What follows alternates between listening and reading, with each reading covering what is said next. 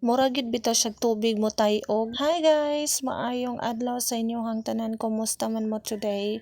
I hope nga namo sa maayong kahimtang ug maayong panglawas din. Hi comment ni Sir Rodrigo Majanda. Matud niya, mura magtubig ang sulod ana idol, magtay-og man. Mura ra gyud bitaw na siyang tubig kay inig magsibog-sibog ko or mauyog-uyog siya kay mutay-og gyud siya. Pero gibasa sa doktor last balik namo sa BPH Kipawi, ang ako ang result sa MRI lipoma gid siya. So sakto tong gi-comment sa usa sa ko ang follower nga matud niya lipoma kuno ni, so and yes, sakto karon pa nako na confirm nga lipoma siya nga gibasa pag-usab sa doktor ang ako ang result sa MRI sa ako ang atubangan mismo na gyud. And matud sa doktor is lipomatism ang ako ang bukol sa likod. Matud sa doktor, iya pa kuno tong ipabasa sa espesyalista og pabalikon mi didto. So mobalik mi didto ugma sa BPH Kibawi para magkita pod mi sa espesyalista nga doktor. So mao na nga ugmang adlaw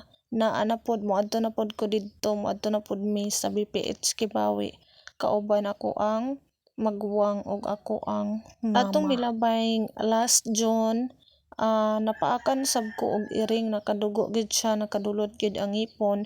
Mao na nga matud sa doktor ugma injekan kuno kog anti-rabies. Duha ka buwan na ang nakalabay, wala man ko'y na-feel hinuon nga mura kog narabisan, pero matud sa doktor para nga safe gid kuno, ilaha na lang daw kong injekan ugmang adlaw. Mao na nga ugma magpinas-anay na sad mi ani, kuan na pod, magkalisod na pod mi og pinas-anay. Lisod jud kayo igawas-gawas. Mao bitaw nga dili gid ko ingon ana kadali makagawas-gawas diri sa balay kay lisod kayo ang dala namo, libaong unya dangog, gamay pa gid kay among daan unya wala pod koy wheelchair, mo na nga lisod gid kaayong igawas-gawas. Kung walay importante gid kaayo bitaw nga gawson, dili gid ko makagawas diri sa amoa kay kinahanglan pa man gid og pila ka tawo nga moalalay aron makagawas lang gid ko dinhi. Laay gid kaayo labi na alang sa sulod perminti na lang sa balay perminti, pero unsaon ta man nga lisod man gid kayo igawas-gawas dinhi sa amoa kay gawas nga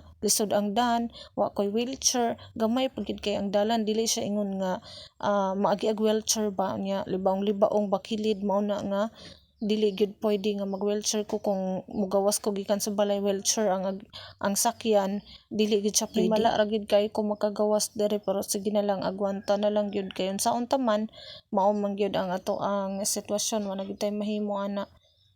Kita na lang mangitag pamaagi para malingaw gid ta no, kay bisan og naara pud ko diri sud sa bahay, malingaw ra man pud ko kay naara man pud ko'y kalingawan ang pag DJ sa radyo. So mao na nga sige na lang dawaton.